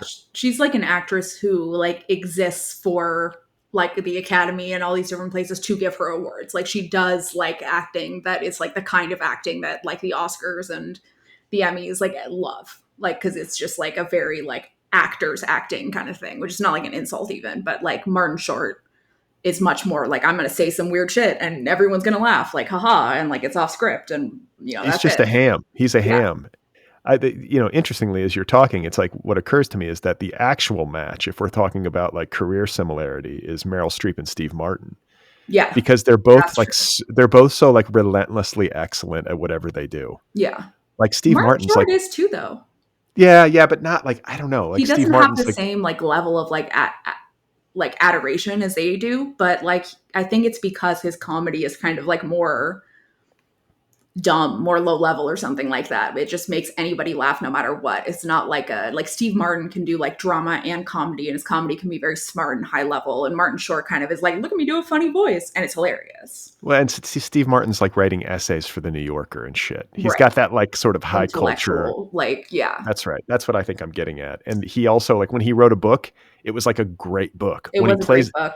When he plays the banjo, he's like a really Yeah. like professional level banjo player. He's talented at a lot more than comedy. Yeah. And He's he amazing. clearly is like a cultured person with like a whole life, which He makes has me like that she's with Martin Short instead of Steve Martin, actually. yeah. That's I like mean, it's an odd couple, but maybe it like, works. Like she maybe doesn't want somebody who's as serious as her. yeah. Well, She just best wants someone wishes. who will make her laugh. What's the name? We have Bennifer. What do we call Meryl and Martin? Oh yeah. Streep Short. Meep. Yeah. Meep. Treep. I like Meep. Meep. Meep. Meep is insane. I don't even know if that's it just seems like Meryl mixed with Streep.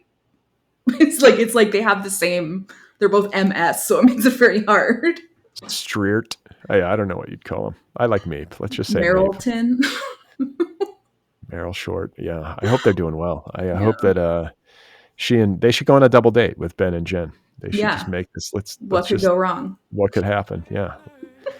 Well, that leads us into Brad Learns and Brad learns. Brad Learns. Brad needs to understand. Brad needs help. He needs to learn. Brad learns. So Brad is learning today about the Emmys. I watched the Emmys. I did not watch. Even if I did watch it, I wouldn't know what was happening because I don't really watch series television. And so, what I will say though is that my wife and daughter love to watch award shows, the dresses, the red carpet. That's how I am. Yeah. So it was on. The Emmys were on in my house in like another room, but I did not Right. see any of it. So what happened? Who won? What I was mean, the so big like story? I pretty much watch award shows for like the outfits and the red carpet and just like your wife and daughter. But I also haven't seen a lot of the shows. Like I've seen only Murders in the Building. I've seen The Bear. And then there was like I've seen Hacks. Hacks was good. But like besides those three, I kind of hadn't seen anything. But those three won like a lot. So that kind of made it easier for me. I mean, not that many interesting things happened, honestly, but I will say that Eugene Levy and his son hosted, and they were very funny. Like, I feel like they should really host like every award show. Like, as a duo, they were really hilarious. Like, just making like father son jokes, like his son, like talking about how old his dad is, and like all like it they had a lot of really funny bits. Like, it just like the father son duo thing is really good for hosting. That Really, must have really been funny. That must have been really fun for Eugene Levy. What a moment to get to like be on stage Totally. with your kid and Yeah, like it seemed like very cute, very fun.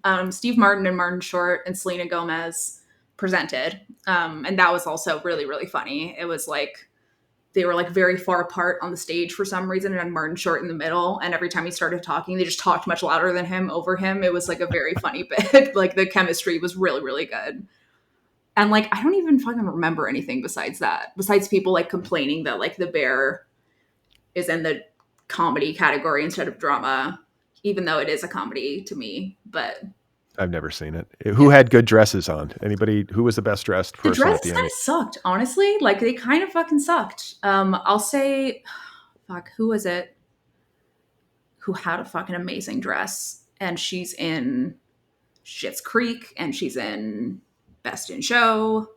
Oh, I know who you're talking about, but I can't Kath- think of her name. Catherine something. Is Catherine O'Hara? That's not right, is it? Yeah, that's right. That's right. Yeah, she looked fucking great. She like I saw her and I was like, damn, like she looks like fit, like in shape. Her hair was beautiful. Her dress was like gorgeous. It was like a form fitting, like it looked like it was fucking just draped in like netted diamonds, like really, really pretty. Wow. I thought Io Edinburgh looked great. Who? Io Edinburgh, she's in The Bear. I don't even know who that is, but okay. She looked great. I don't know. Everyone else kind of looked like shit. It was kind of boring, actually. I was kind of disappointed about the dresses. But the after party at Diddy's house was fantastic. It was great. The amount of lube. Yeah, used. Martin Short ejaculated. Martin Short and Meryl Streep went through 150 bottles of lube just on their own. It's true. I mean, their sex show was very popular. Everybody was watching. I mean, the faces Martin Short made when he ejaculated, many people threw up, I heard. The faces, it wasn't the ejaculation, it was his face that he made when he ejaculated. People were so frightened. It's terrifying. It is. It's terrifying. Allegedly. I've never seen it. It's kind of like the video from The Ring, I think, where like you see, and then it's like you die in 7 days. Like that. That's sort of what it's like. If you look into his eyes, it's, if you eye contact, you're dead in a week. You're dead every time. Well, on that note, I think we will close today's episode of Brad and Mira for the Culture. It is always a delight, Mira, to speak with you about these pressing matters. Always a delight to speak with you about current news and Martin Short ejaculating. I gotta be honest. That is the most exciting part, I think. You're welcome, everybody.